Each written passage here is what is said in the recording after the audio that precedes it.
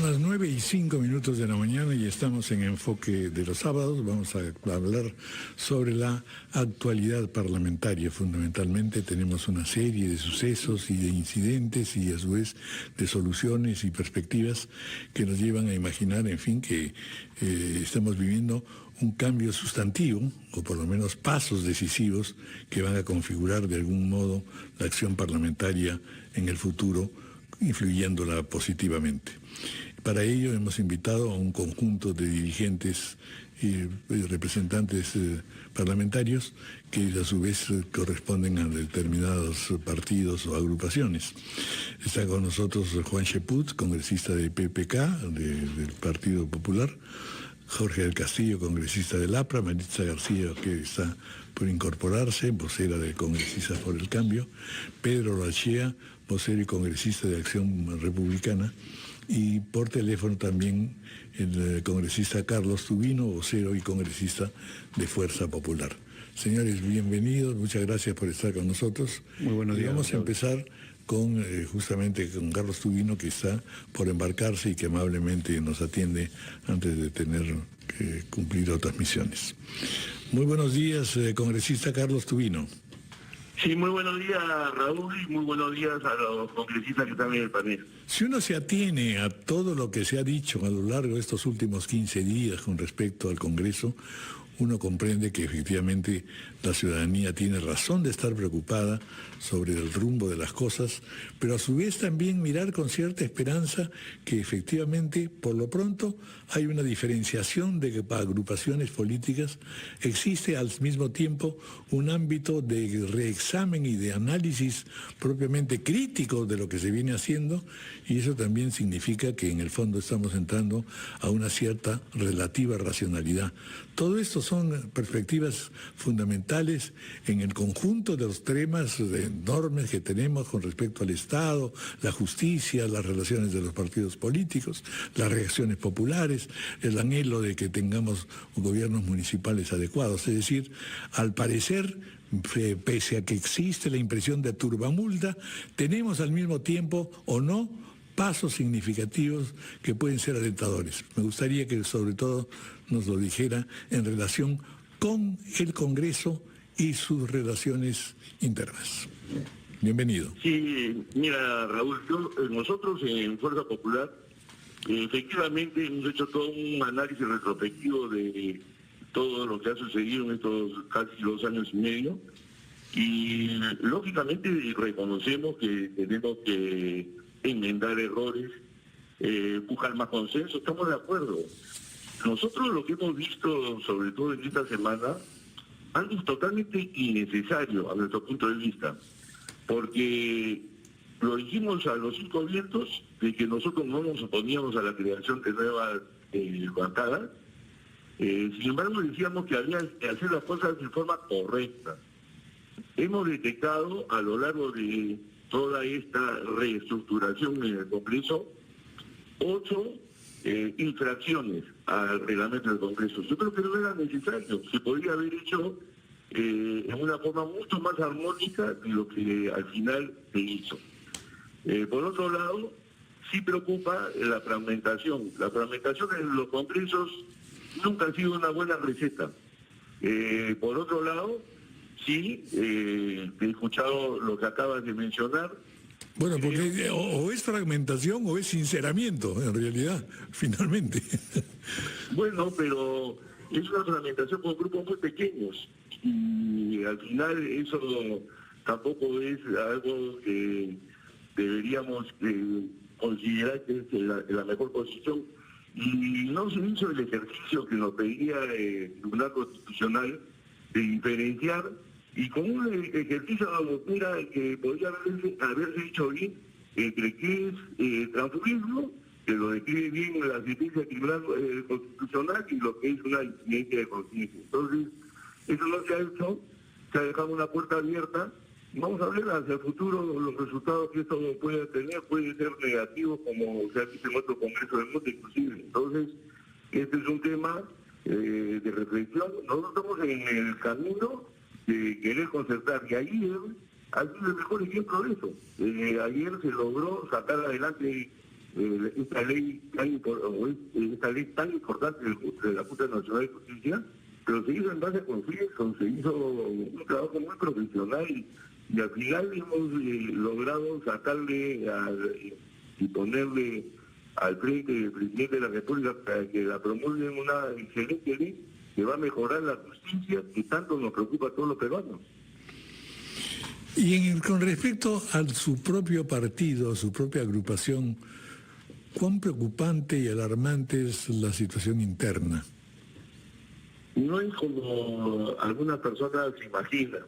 Pues no solo personas, sino medios también, medios de comunicación y en general analistas. Los medios, es que muchos especulan que quisieran desaparecer al fujimorismo y entonces consideran y no se dan cuenta que si nosotros llegamos en el 2016 a la votación que se tuvo en el país, estuvimos a punto de llevar aquí con Fujimori a la presidencia de la República, lo hicimos con 36 congresistas en el Congreso, o sea que el número no nos preocupa en este momento, nos han hecho cargamontón por tener mayoría, todas las culpas se nos han tirado a nosotros de las cosas que se hacen mal, ahora se compartirán estas culpas. Y por otro lado, sí creemos que podemos continuar hacia adelante con una visión positiva, etcétera, y bueno, yo creo que lo que se viene para adelante puede ser mejor. ¿Por qué votó en contra usted de la suspensión de López Videla? Porque ese es un tema que había bastante debate. Y inclusive nosotros dejamos libertad de conciencia en este sentido, pero pues decirte lo siguiente, el caso no se puede comparar con el caso de congresista Mamani, por un lado. Por otro lado, había quienes decían, mira, esto ha sido un faltamiento de respeto, otros no le ven ningún tipo de injerencia sexual en el tema, mira, otros es una forma que siempre se ha utilizado, se ha saludado así en el Congreso, lo pusieron también en video, en fin. O sea, una serie de, vamos a decir, de temas de debate. Nosotros sí consideramos que debía haber una sanción, pero nos pareció excesivo 120 días, que es la máxima sanción en el Congreso. Una denuncia también tardía. Yo siempre me he sentado en el Congreso, me sentaba al lado de Paloma Noceda. Yo me sentí siempre como un padre para ella, con mucha confianza, nunca me dijo nada. Entonces, hay una serie de temas ahí que, como digo, son temas de debate. Finalmente, una pregunta con respecto a... ¿Considera usted que lo decidido con respecto a la Junta Nacional de Justicia cumple con los requisitos o aspiraciones que se tenía con respecto a esto? Sí, yo creo que sí. Había un tema que se quiso introducir y también produjo debate, que es el tema de poner, vamos a decir, o imprimir una posición relacionada a equidad de sexo. Pero en realidad lo que se estaba buscando acá era el profesionalismo. Tenemos las mejores personas para designar a los jueces y fiscales. Pueden ser 5 mujeres, pueden ser 4, pueden ser al revés, y en fin. Se quiere lo mejor. Y al final esa posición fue la que tuvo pues el apoyo mayoritario, que no lo tenía al inicio. Muy bien. Muchas gracias por todos esos alcances, congresista Carlos Tubino. Y continuamos. Hacemos una pausa.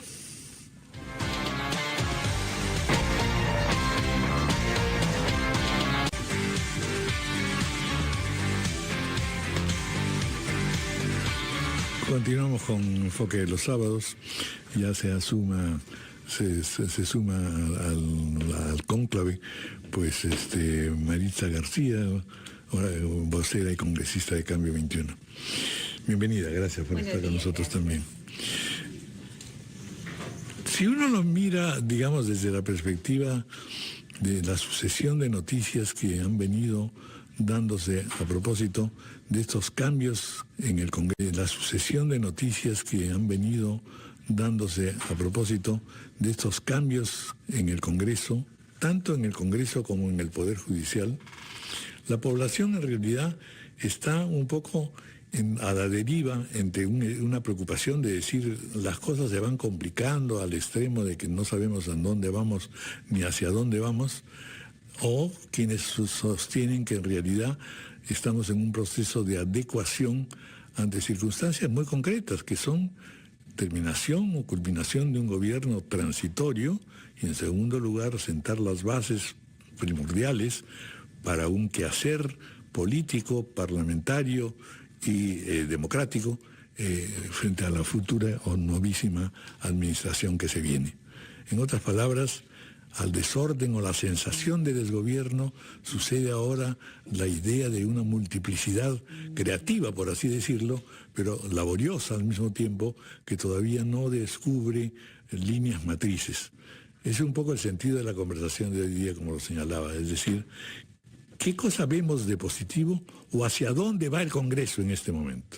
Y ya vamos a plantearlo aprovechando que acaba de llegar Maritza García. Buenos días, gracias por la invitación. Aclararle que no soy vocera del Cambio 21, pero igual gracias por la invitación. Ya. En realidad, el escenario político ha cambiado y creo que ha cambiado para mejorar nuestro trabajo parlamentario, para mejorar los proyectos de interés nacional, porque siento que hay un equilibrio de poderes. En realidad, al tener un consejo directivo nuevo, integrado por diferentes bancadas, en este caso 10 bancadas, es pensar en el país, no ya en los intereses políticos ni partidarios como se ha venido trabajando durante los 2 primeros años.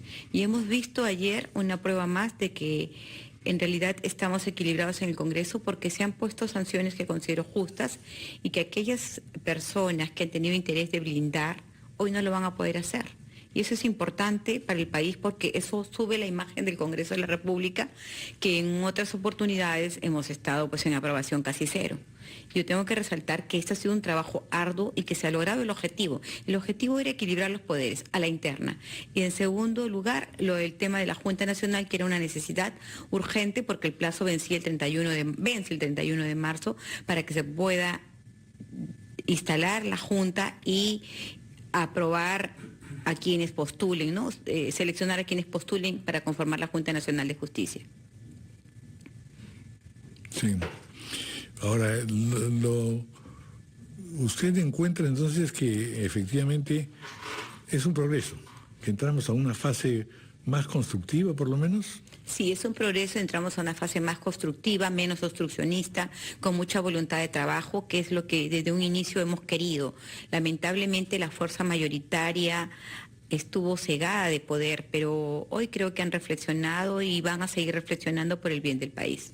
Daniel Salaverry ha jugado un papel muy importante en este equilibrio de poderes, muy importante. Tal es así que incluso en el consenso para el dictamen de justicia y el dictamen de la Comisión de Constitución ha tenido que ser de mediador del diálogo, al margen de los errores que haya en ese proyecto de ley, porque se ha aprobado contra el reloj, por la urgencia, por la necesidad.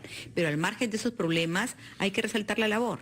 Y yo estoy contenta con la labor que viene haciendo el señor y a la vez también un poco descontenta porque hay graves errores. Por ejemplo, a mí no me parece correcto que como requisito se ponga solamente la condición de abogado cuando quienes postulan, o sea, los que van a ser evaluados tienen la exigencia de tener un currículum con maestrías, con doctorados, con 2 idiomas, mientras quienes te evalúan solo son abogados. Entonces hay una cierta contradicción, porque se supone que el que evalúa tiene que tener mayor conocimiento que quien está evaluando. Entonces siento que hay contradicción en ese sentido y la otra objeción que hacemos siempre es el tema de la paridad y el tema más importante es que esto hay que desligarlo del ámbito político. No tiene por qué haber participación de personas que tengan vinculaciones políticas. Juan Cheput, ¿hacia dónde va el Congreso en su concepto? Yo creo que va descaminado, está caminando a una reconfiguración que va a ser positiva o en definitiva seguimos en una suerte de marasmo y de desorientación que naturalmente ha preocupado y preocupa a toda la ciudadanía porque uno diera la impresión que hay pasos positivos, hay pasos negativos, en fin, no caminamos por la línea correcta. Muy buenos días, Raúl. Un placer Bienvenido. conversar contigo. Siempre es un honor estar acá acompañándote. Gracias. Un saludo a todos los colegas. En primer lugar, yo creo que vamos hacia la consolidación de la política. Hasta ahora había el imperio de la hegemonía de los grandes números. Es decir, se imponía, muchas veces el debate se dejaba de lado, se imponía esa hegemonía que tenía Fuerza Popular sobre la base de su número. Y eso se replicaba en todas las comisiones sin excepción. Y eso hacía el debate frustrante. Si bien es cierto, nosotros conversábamos y a veces podíamos hacer cambiar la opinión de nuestros colegas, muchas veces venía el úcase y simplemente se dictaminaba en un sentido u otro. Eso ha cambiado definitivamente con la nueva composición. Coincido con Maritza en el sentido que el papel que ha jugado Daniel Salaverry es muy importante y es de adversario reconocerlo. Podemos discrepar en otras cosas, pero sin su posición en algunos casos esto no hubiera podido ir adelante. Pero ahora estamos ante un Congreso que va a tener la necesidad de conversar. Mira, desde que yo conozco a Jorge Yesa hace muchos años, siempre se me quedó una frase de él, ¿no? La política se hace conversando. Y ahora, para sacar adelante... Conversar no es pactar, No es ya te lo he dicho. Y ahora, para poder conseguir algo, sea quien sea, va a tener que dialogar, que conversar, que ceder. Lo de ayer es un ejemplo de ello. Se necesitaban 66 votos y en el hemiciclo solamente había 92 parlamentarios. Entonces, a partir de eso, el presidente del Congreso instó a los dos presidentes de las comisiones a que sacaran un dictamen, han tenido que ceder, conceder. Al final el Parlamento ha ganado. Ahora, surgen las voces de que es necesario observar la ley porque hay errores. Por supuesto que hay errores, pero creo que un error peor sería observar la ley, pues nos quedaríamos sin Consejo Nacional de la Magistratura. Yo creo que el presidente de la República tendría que promulgarla para que de esa manera se empiece a trabajar con la nueva Junta Nacional de Justicia, porque están embalsados los procesos de destitución, nombramiento y ratificación de jueces, y, si se desea, hacer correcciones quirúrgicas, que se pueden hacer, porque como en todo dictamen, hay cosas con las cuales no podemos estar de acuerdo. Pero aún para esas correcciones quirúrgicas es necesario el diálogo entre todas las fuerzas políticas. Hoy una ley orgánica necesita de 66 votos, ya nadie los tiene. Para elegir a los magistrados del Tribunal Constitucional necesitamos 87 votos, va a ser más complejo aún, vamos a tener que conversar y yo creo por eso que es el gran momento de la política. Pero sin embargo, si uno lo mira desde más a fondo, diría que en realidad también las agrupaciones políticas andan descaminadas, es decir, ya ni siquiera se trata de una confluencia colectiva, sino los partidos mismos están en profundas crisis, hay tendencias, hay alas, hay dificultad para definir muchas cosas. Así es. En realidad el ciudadano lo que dice es, bueno, este partido, aparte del nombre, ¿qué cosa quiere significar? ¿A dónde está marchando? ¿Qué ideología trae? Hemos caído en una situación abstracta de definiciones completamente extrañas, ajenas. A veces hay competencia de siglas. Se ha perdido ¿no? configuración política. Es que en el mundo las ideologías están siendo dejadas de lado. Y esa es una situación que ha generado la crisis de los partidos en todo el mundo. Hay un mayor activismo. Sin embargo, yo creo que ahora es un momento para recomponernos y acompañar en esa recomposición la reforma política. Gran parte de los problemas que existen hoy en día son consecuencias del formato político que tenemos. Entonces, esa es una discusión primordial en los próximos meses. Pedro Loche, bienvenido. Gracias. Mi querido, un gusto estar siempre con ustedes y acompañado por colegas que estimo tanto. Y que están todos en muy buenas posiciones. Dependiendo, sentados acá estamos en muy buena posición. ¿Cómo es el panorama? Mira, yo comparto... Sobre todo me insisto en lo preocupante del panorama. Sí, mira, parte, como te explico, han habido muchas crisis que han generado la explosión que hoy día tenemos al frente de partidos. Yo creo que poco a poco vamos a ir entrando y juntándonos en visiones de país. ¿Y qué cosa es lo que creemos ver? Tú tienes que la mayoría de las bancadas han sido decisión de sucesivas crisis del partido mayoritario. Entonces acá lo que tú tienes que ahora va a tener que decantarse en el momento y comenzar a pensarse. Y yo creo que muchas de estas agrupaciones van a terminar uniéndose si encuentran propósito que los lleve en el mismo camino. digamos, terminen uniéndose con un criterio profundo, digamos, porque No, si no serían enlaces de mera conveniencia. No, yo creo que acá, fíjate, yo que soy, digamos, o el grupo de los 5 que hemos entrado al final, a la cola, hemos estado a punto de no hacer nada. Y ha sido conversando entre nosotros que surgió esta decisión de hacer bancada, porque casi no la hacemos. Y comenzamos a conversar sobre esto que, un libro muy interesante que habla al respecto es el de la doctora McEvoy, ¿no? La utopía republicana. ¿Qué cosa es la república? ¿De dónde venimos? ¿Por qué es que tenemos que ser república? Entonces esto nos ha llevado a muchas preguntas y que tenemos que comenzar a actuar y comenzar a plantearnos un camino hacia dónde tenemos que ir. Y uno de los temas que también nosotros queremos como grupo es algo que se está comenzando a dar y tú lo estás sintiendo, terminar la confrontación. La confrontación no tiene sentido seguirla.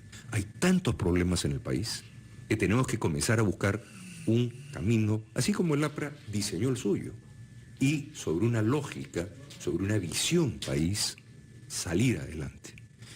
Ahí la crítica que tú soslayas es totalmente pertinente, porque muchos han sido partidos con agrupaciones con invitados. O sea, como que vas a un... No, y que parecen pues sujetas a la marea oportunista. Por eso. Entonces yo creo que tenemos Hay 2 puntos que rescato. Uno, ya las ideologías clásicas han cambiado. El mundo tiene otra visión. Todo está bajo cuestionamiento. Entonces tenemos que regresar a buscar cuál es el camino del Perú, a dónde queremos ir como país. Y como país comenzar a tratar de encontrar un camino conjunto, no un camino de confrontación, un camino en el que podamos nuevamente reordenarlas. Y una de las cosas que más me preocupa es nuevamente la falta de partidos nacionales. ¿Por qué? Por la ley misma de los partidos.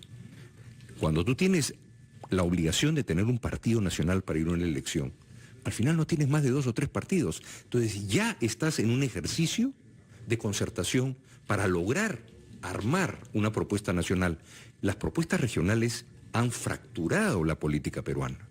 Estamos fracturados todos. Tenemos que buscar nociones así como en su momento el APRA, Acción Popular, el PPC eran partidos a nivel nacional. Era otra cosa. Entonces tenemos que comenzar a buscar una visión país nuevamente. Pero tenemos que partir por poder hablar entre nosotros. Y el poder hablar entre nosotros y buscar esta visión país, esta, como dice la doctora McEvoy, utopía republicana, o sea, ser peruano. ¿Cuál es nuestro destino? ¿A dónde vamos? Propuestas que vienen desde la época de Mitre, Rodó, Vasconcelos, que comienzan a generar ¿a dónde vamos? ¿El vacío de España lo llenamos bien, lo llenamos mal, logramos lo que queríamos hacer? ¿A dónde estamos parados? Entonces, si no recuperamos un sueño de a dónde queremos ir, no vamos a llegar, porque no sabemos dónde estamos yendo. Tal vez el partido que más ha mantenido una lógica y una visión, hay que reconocerlo, es el APRA. Es el partido que ha mantenido una visión, podemos compartirla o no, pero el resto de países, de partidos, ¿a dónde nos estamos dirigiendo? Bueno, la otra visión debería ser la visión cristiana, ¿no es cierto? Que no ha caminado. Mira, la visión cristiana es una visión que el pueblo peruano, la familia cristiana, es muy importante. El Perú es la familia, la fe de los peruanos, evangélica, católica, siempre los peruanos han tenido esa fe enorme. Tú mira el Señor de los Milagros, nomás, tú mira las grandes procesiones del Perú. Hay una respuesta que no estamos cumpliendo con las familias. Cada vez que ha habido crisis en el Perú, la hiperinflación, el Estado había fracasado. ¿Quién sacó adelante el Perú? Las familias. Actuaron. Entonces, definitivamente hay un componente de fe que no puedes dejarlo de largo. El Perú es un país que tiene una formación, que tiene una visión, y esa visión tiene que ser parte del camino que vas a emprender. Muy bien, vamos a hacer una pausa y continuamos.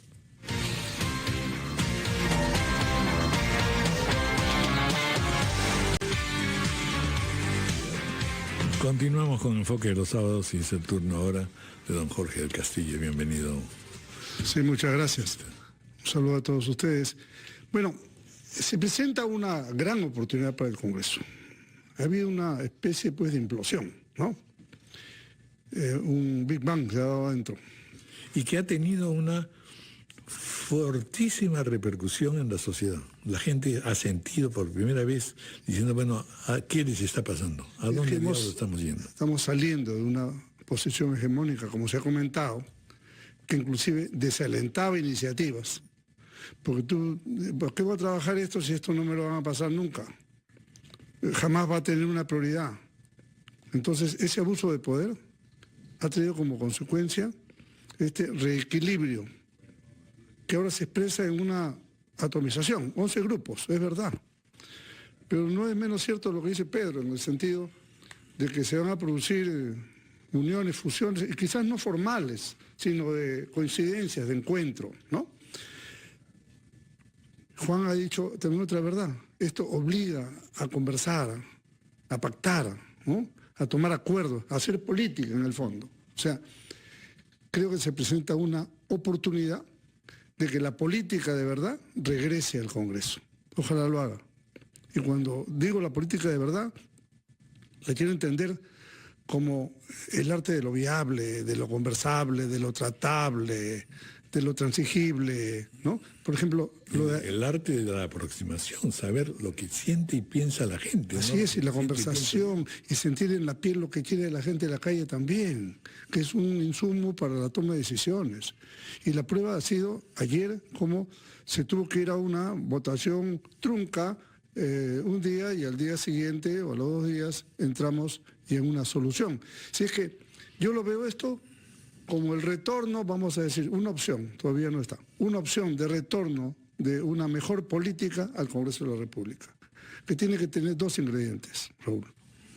Primero, lo que hoy día podría ser un grupo mayoritario, que tampoco no lo es nítidamente, son diferencias muy cortas, pero no se puede tomar de ninguna manera una actitud de que ahora te voy a pagar con la misma moneda, porque eso sería el más grave error que podría cometer una presunta nueva mayoría.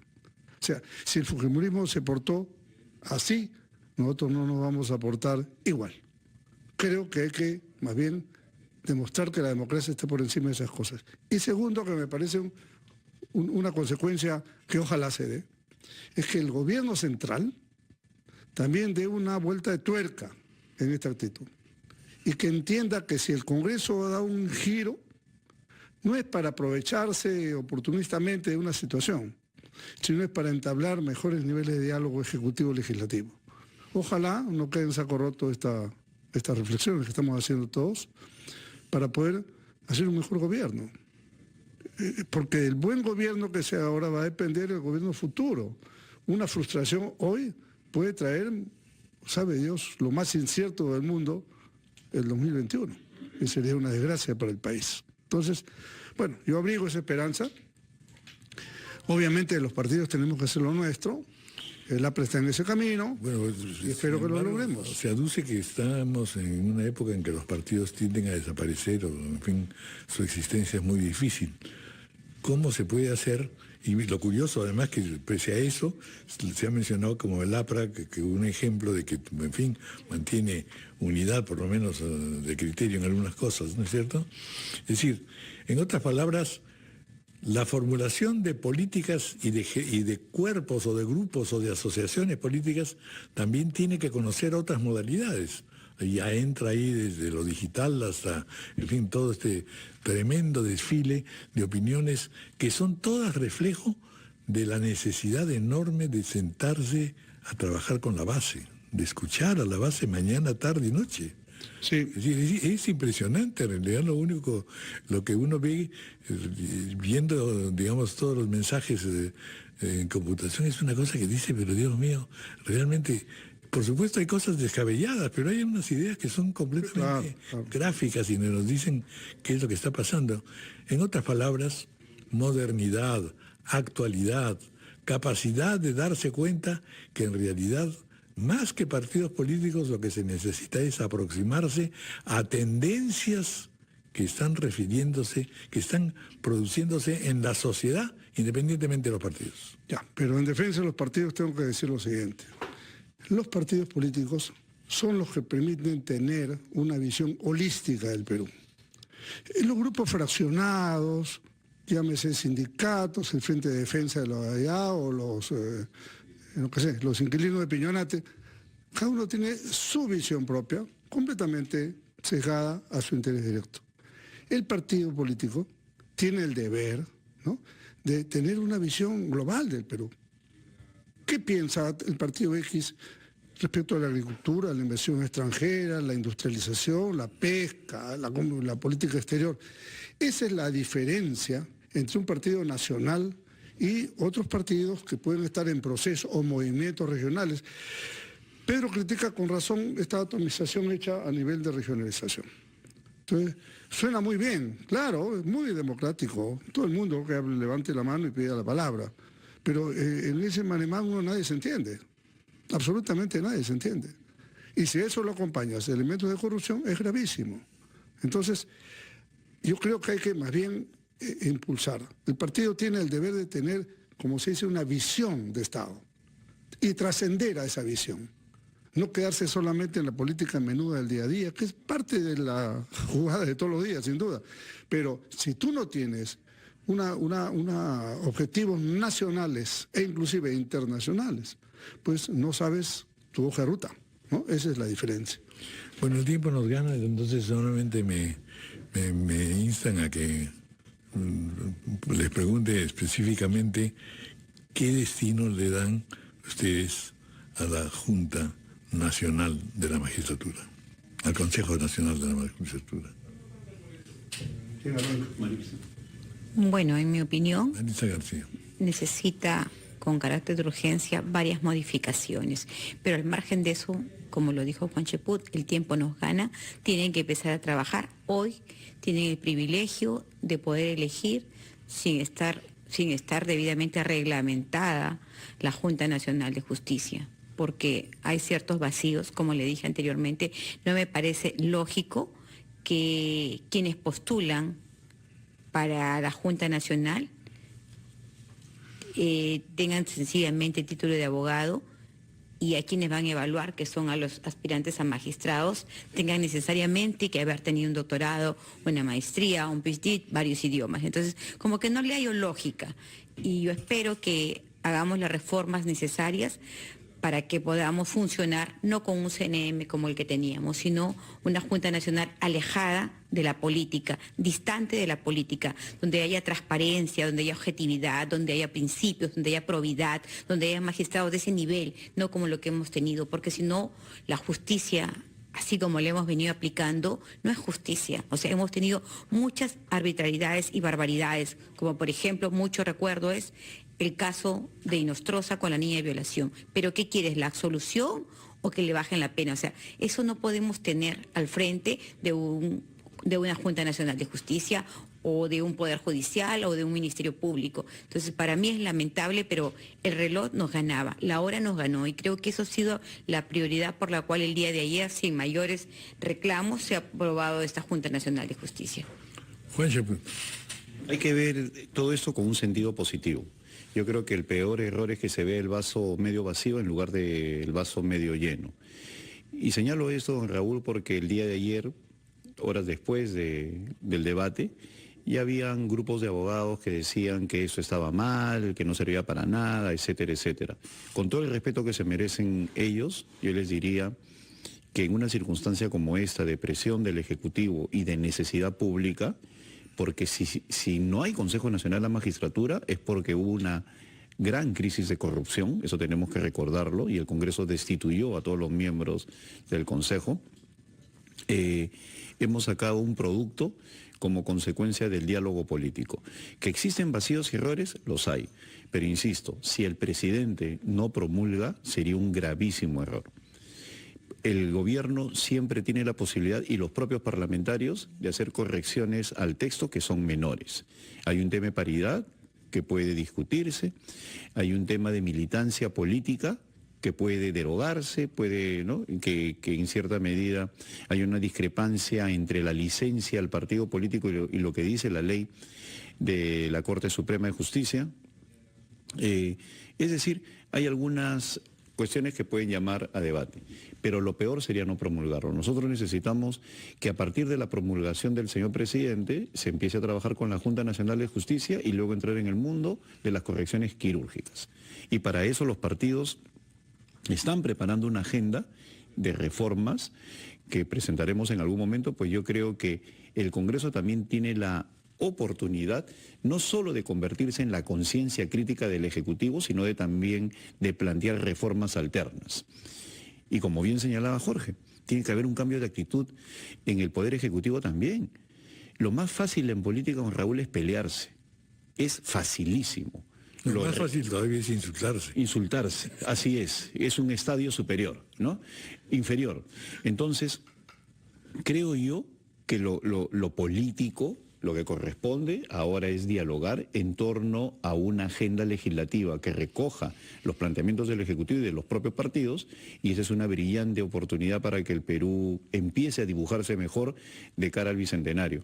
Y en relación a lo señalado de las tendencias, en el foro del Bicentenario de RPP se mencionaba eso, lo difícil que es hacer política hoy en día con todo este mundo del informático, ¿no? De la participación activa de la sociedad. Bueno, los partidos también tienen que repensarse. Y cuando yo veo que se está planteando una reforma política de la edad industrial, sin tomar en cuenta todos estos nuevos mecanismos, pues de repente podemos entrar en más de lo mismo. Así que creo yo que el Parlamento va a tener que plantear sus propias alternativas de cara a lo que significa un real sistema de partidos políticos en el Perú. Hacemos una pausa.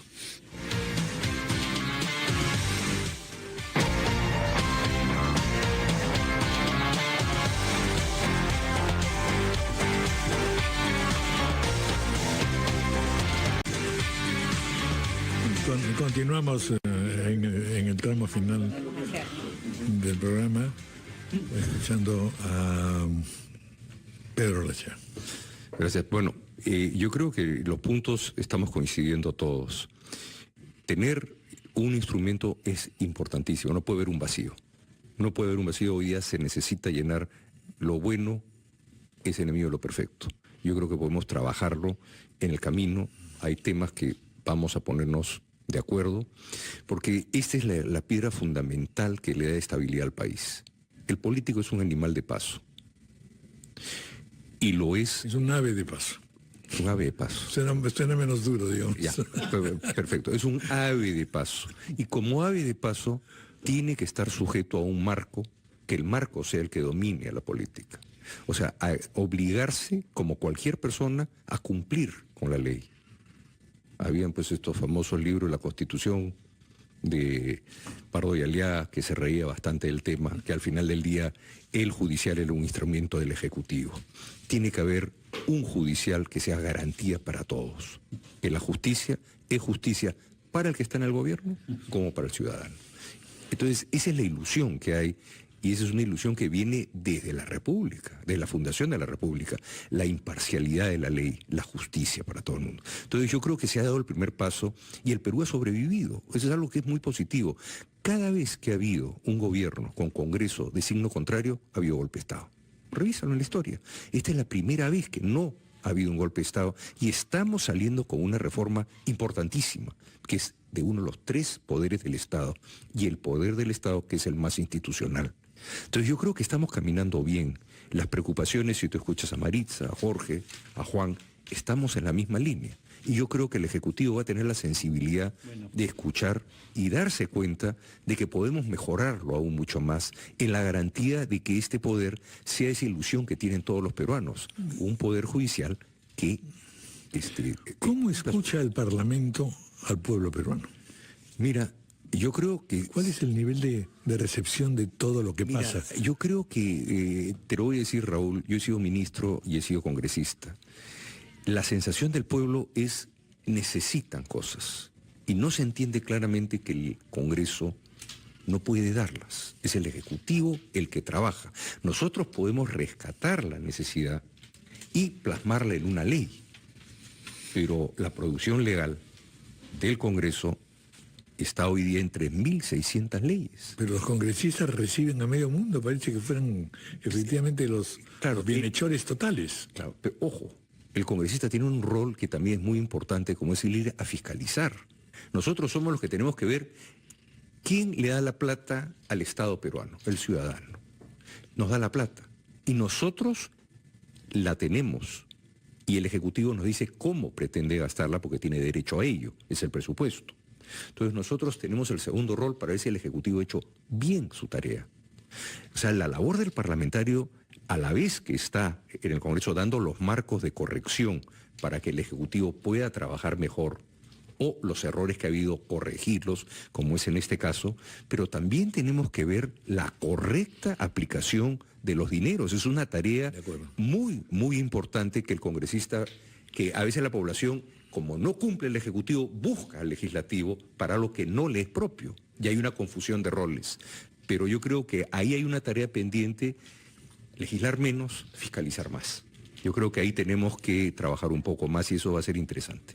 Jorge del Castillo. Bueno, permíteme esquematizar un poco la idea para que la gente entienda, porque también ya hay una confusión en el asunto, ¿no? Hay una comisión especial, la presidenta Defensor del Pueblo, la integra el presidente del Tribunal Constitucional, la fiscal de la Nación, el Contralor y ¿quién más? Y el presidente del Tribunal Constitucional, más 2 integrantes que se van a sumar, ¿no? Estas 7 personas hacen un concurso público para designar a la Junta Nacional de Justicia. O sea, la comisión es temporal, termine su nombramiento y hay Junta de Justicia. Aquí lo que hay que hacer es que invocar, y confiamos, por la seriedad y el nivel de estas personas, que van a ser una junta de nivel, ¿no? Más allá de los requisitos, si es abogado, tiene una maestría, o tenga otros títulos, lo importante es que sea gente que tenga primero un prestigio profesional, que tenga una honestidad comprobada, que no se resuelve, Raúl, abriéndole las cuentas bancarias, son francamente tonterías, como si no hubiera 1000 métodos para evadir las cosas, ¿no es cierto? ¿Cómo le van a levantar a esta gente el secreto telefónico y el secreto bancario cuando postula o durante todos los años que está en el cargo? Es una tontería, ¿te das cuenta? Hoy día hay pues métodos de comunicación cibernéticos que no son detectables y otros mecanismos. Están muy bien los controles, pero tú no puedes poner tal nivel de controles o tal calidad de controles que en lugar de atraer, ahuyentas a la gente. Don Raúl Vargas, queremos invitarlo a usted que sea miembro de la Junta Nacional de Justicia, pero tiene que usted abrir su secreto bancario, mostrar todas sus llamadas telefónicas a todo el mundo. No, gracias, dice, déjenme vivir tranquilo, ¿no es cierto? Entonces, pidiendo cuerpo celeste. Hecho la Junta Nacional de Justicia, ya va al concurso de seleccionar jueces y fiscales. Y seleccionar, sancionar, en fin, una serie de otras medidas que hay. Lo importante en el fondo, porque acá veo una encuesta en este diario, dice, ¿usted cree que la Junta va a tener éxito? 78% dice que no. Entonces, realmente, ¿por qué el escepticismo? Hay que poner una máxima en este asunto. La pregunta es así, o el dicho es así. Para ser juez, tienes que ser honrado y honesto. Si sabes algo de derecho, mejor. Ese es un viejo dicho en el foro, ¿no es cierto? O sea, no es tan importante el conocimiento. Más importante es el sentido común y la decencia. Eso es lo trascendente. Si nosotros logramos llegar a ese nivel de jueces, habremos hecho mucho. Nosotros no queremos, pueden haber jueces brillantísimos, lo han demostrado, pero son corruptísimos. O jueces y fiscales muy buenos, pero pueden tener, problemas de resentimiento social, problemas mentales. O sea, es una observación global que hay que hacer la persona. No solamente es un examen de conocimientos, eso ya está probado que eso fracasó. Tiene que ser una apreciación, una evaluación integral de la persona para encontrar personas íntegras. Ese es mi punto de vista. De acuerdo. Yo creo que la idoneidad, la probidad son elementos fundamentales que tienen que ser parte del perfil de cada postulante para tener una nueva imagen de la Administración de Justicia. De lo contrario, vamos a seguir lo mismo. Pero sí considero que es innecesario, por ejemplo, el levantamiento del secreto de las comunicaciones, porque eso no nos conduce a nada bueno. Más bien, yo creo que el aspirante se desanimaría porque hay temas a veces personales que se conversan a través del medio de comunicación y creo que esa es una medida innecesaria. Más bien, la evaluación psicológica sí tendría que ser anual, semestral, para saber con qué tipo de magistrado contamos. Eso es lo más importante. Por eso yo espero que el Ejecutivo apruebe esta ley al margen de los errores que hay y que los iremos corrigiendo en el camino por el bien del país. En nuestra idea de la ley de salud mental, hemos dado unas ideas de que jueces, fiscales, policías tengan una evaluación mental vinculante en su proceso de selección. Es un detalle bien importante. Por eso creo yo que Walter Gutiérrez ya está esperando la promulgación para convocar a este Consejo, ¿no? Para que de esa manera ya proceda a elegirse a la Junta Nacional de Justicia. Por eso señalaba, ese proceso va a demorar como 2 meses. Y al haber un embalse tremendo, es importantísimo que se promulgue a la brevedad, ¿no? Muy bien. Bueno, muchísimas gracias. Yo creo que hemos, por lo menos, alimentado la esperanza. Está bueno. Yo creo que vamos por buen camino, Raúl. Así es. Estamos todos Y sobre positivos. todo esta idea que de verdad resulta siendo magnífica, ver que se pueden entender entre los parlamentarios, ¿no es cierto? No estas fierecillas que están cada vez discutiendo y insultándose.